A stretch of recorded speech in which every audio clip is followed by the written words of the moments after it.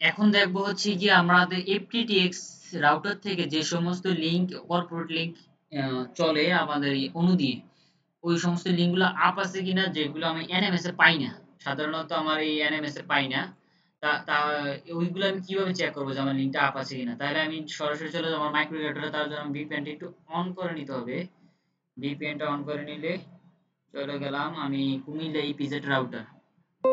EPZ রাউটারে যাওয়ার পর সাধারণত এখানে দেখা যাচ্ছে যে এগুলার কিউজ গুলা আমি ওই লিংকের ইন্টারফেস থেকে ভিলেনটা নিব।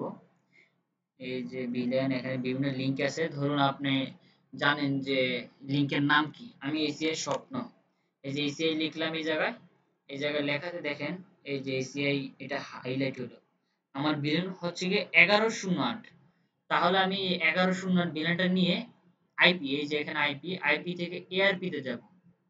এআরপি তে গিয়ে 1108 এই ভিলেনটা লিখে সার্চ করব।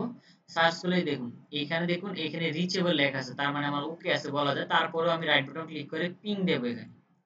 দেখুন আমি পিং পাচ্ছি। তাহলে আমার লিংকটা আপ আছে বলে আমি ধরে নিতে পারবো। ঠিক আছে?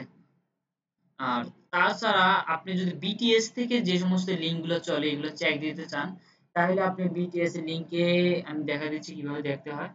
বিটিএস এ গেলাম, গাংরা, না গাংরাতে ঢুকতে দিচ্ছে না। আমি লাকসামে যাই,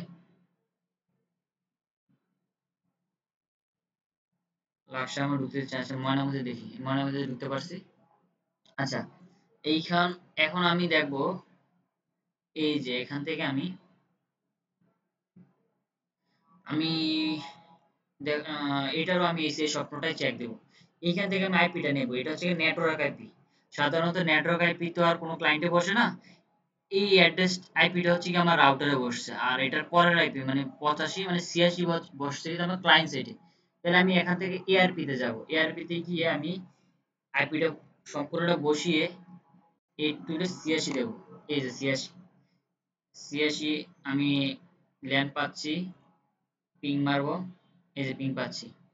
তাহলে আমি আজকে দুই ভাবে আমি লিংক চেক, দুই ভাবে না, দুই সিস্টেমে যেগুলো চলে, এফটিটিএক্স অথবা বিটিএস থেকে যে সমস্ত লিংক গুলো চলে, যেগুলো আমি রাউটারে অ্যাক্সেস আছে আমি লিংক চেক দিতে পারবো, এগুলো এইভাবে দেখবো আজকে যেভাবে দেখাইলাম।